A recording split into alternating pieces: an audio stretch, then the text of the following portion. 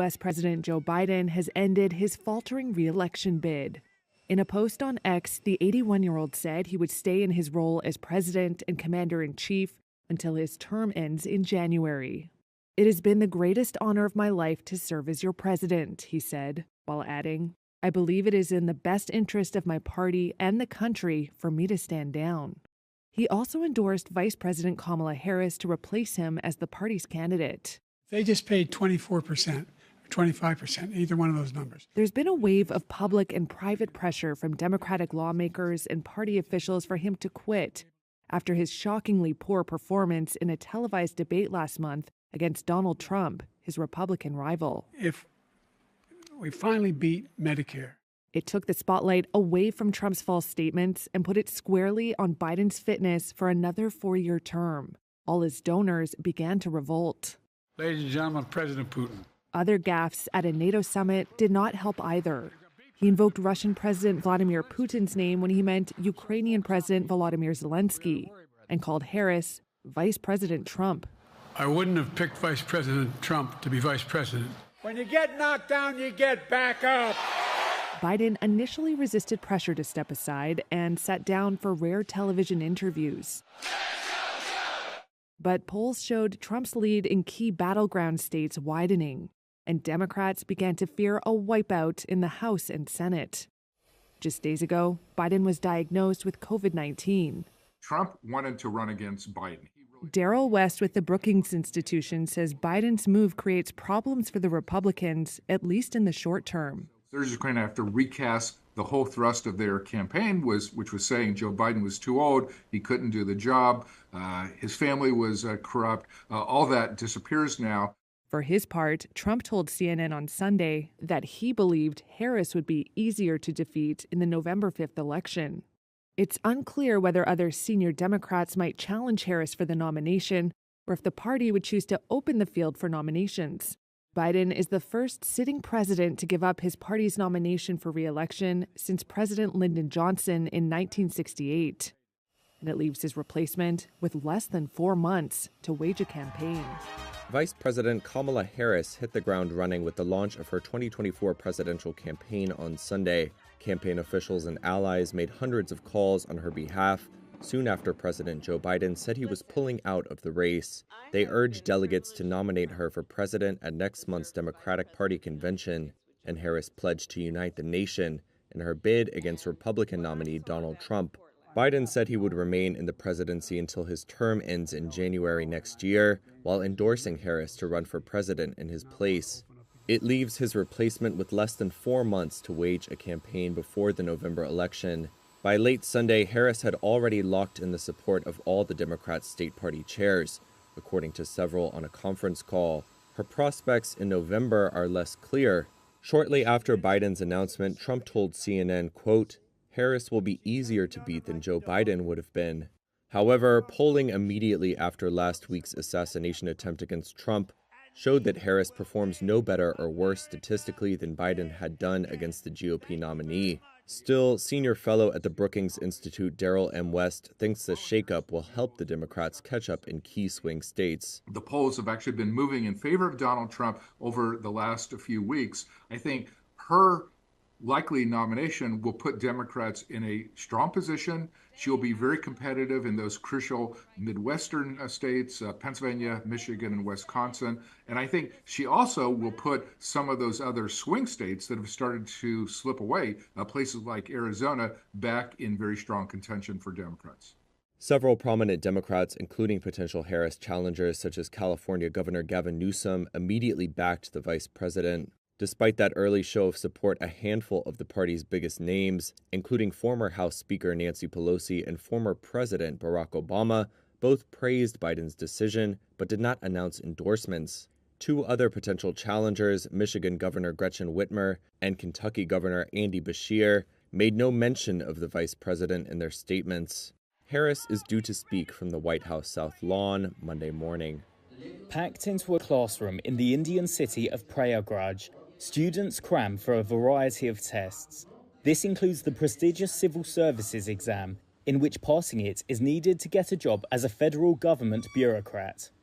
According to government figures, 220 million people applied for federal jobs between 2014 and 2022, of whom 722,000 were selected. Tens of millions of young Indians chase government jobs every year, some repeatedly, even as the private sector expands. Despite living in the world's fastest growing major economy, the trend underscores cultural and economic anxieties facing many Indians. Many grapple with an uncertain employment market, where job opportunities, let alone job security, are hard to come by. Some, like Sunil Kumar, see government employment as more secure than private sector jobs. He said he would have worked in the private sector like any common man if there was no security in government jobs. For Maruf Ahmed, who has been running a cram school in Prayagraj since 2014, this has meant good business. He says his academy currently tutors some 25,000 to 30,000 students a year across 5 branches through physical and online classes. Success rates are low, with about 5 to 10% securing jobs, but demand remains high, he said. This is one of the worst times, as it has never happened in the past that so many students have applied for a government job vacancy announcement. There are very limited vacancies, but there is an increased number of aspirants for these government job vacancies. Across all levels of government, including armed forces, schools, health services and the military, nearly 6 million jobs remain unfilled. India's main opposition party, the Indian National Congress, has estimated. An email to the federal government seeking data on government employment and vacancies was not answered. Bangladesh's Supreme Court on Sunday scrapped most of the quotas on government jobs that had sparked deadly student-led protests, killing at least 114 people in the South Asian country. Bangladesh Attorney General A.M. Amin Uddin said the jobs should be open to candidates on merit. Division Article 104 অনুযায়ী কোটাপ্রথার একটি চূড়ান্ত সমাধান দিয়েছেন। The Supreme Court's Appellate Division, according to Article 104, gave a final solution to this quota system. That is 93% quota for general people, 5% quota for freedom fighters and their kin, 1% for ethnic minority community, and 1% for third gender and physically disabled. আর 1% হচ্ছে প্রতিবন্ধী এবং তৃতীয় লিঙ্গ। Nationwide unrest sparked following student anger against the quotas that included reserving 30% of government positions for families of those who fought for independence from Pakistan. Prime Minister Sheikh Hasina's government scrapped the quota in 2018, but the lower court reinstated it last month. Uddin told Reuters by phone that protesting students had said they were not involved in violence and the government would find those responsible for it.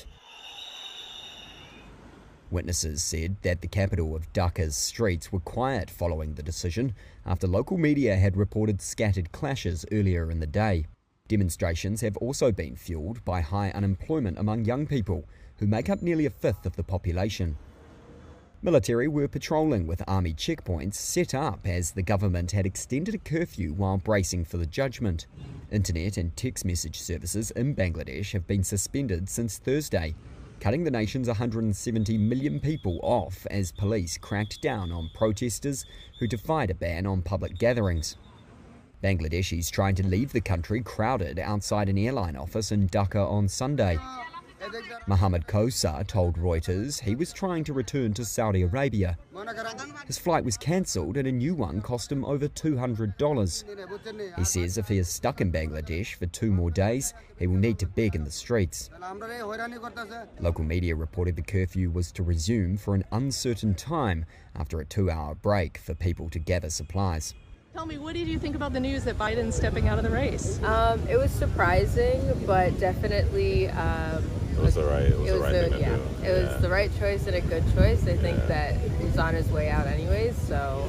But he had 1 term. Like, be happy with that. Give somebody else a shot. Do you think this will give the Democrats more of a chance to beat Trump? Oh yeah. I should 100%. Hope so. Yeah, 100%. Because yeah. definitely will give him a better shot. I have mixed feelings about it, to be honest with you.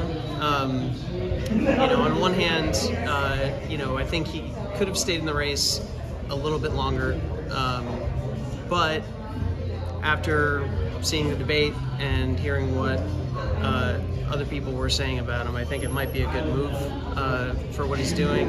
Some fresh blood.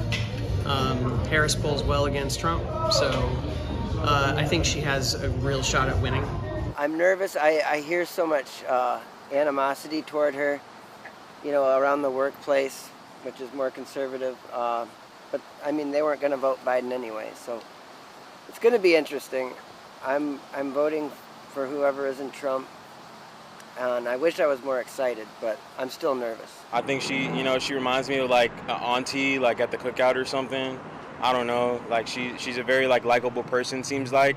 She does have like a questionable time as the attorney, like putting people in jail for like smoking marijuana and stuff like that. So it'll definitely be something that I'm going to think about moving forward. If it was in between Kamala Harris and Donald Trump, I would vote for Trump. Me personally, I'll stay where I'm at, in the middle. I would pick Kamala Harris, definitely. Just because it's something different. The country, we still have not had a woman president yet. So what better opportunity now for that change to happen in this day and age? And plus, representing, African American, being a woman, I'm all.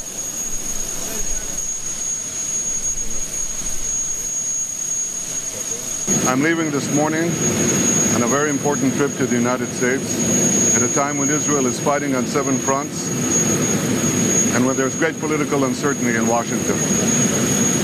I will address, for the 4th time, both houses of Congress as the Prime Minister of Israel.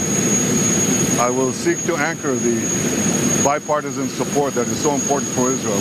And I will tell my friends on both sides of the aisle that regardless who the American people choose as their next president, Israel remains America's indispensable and strong ally in the Middle East. I plan to see President Biden, whom I've known for over 40 years.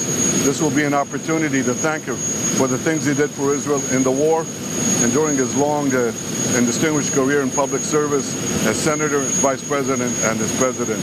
In this time of war and uncertainty, it's important that Israel's enemies know that America and Israel stand together today, tomorrow, and always. China wrapped up its Plain and Policy meeting last week with a warning from officials that the economy faced a bumpy road ahead. On Monday came signs of a response. The country's central bank surprised markets with cuts to key rates. Among other moves, benchmark loan prime rates were lowered by 0.1 percentage point. The official Xinhua news agency cited a source close to the bank saying it was a decisive move to hit growth targets. Analysts say the cuts come amid signs that economic momentum is flagging. Headwinds include an intractable crisis in the country's vast property market. China has seen home sales and prices slide as giant developers battle for survival. Surging debts and looming deflation are also worries. Some economists warn all that could see growth stagnate, as happened to Japan after its economic bubble burst some 30 years ago. Policymakers may have had an eye on the US Federal Reserve before they cut rates Monday.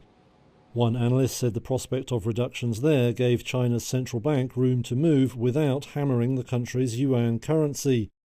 The yuan did drop against the dollar following the rate cut, but later pared some of those losses.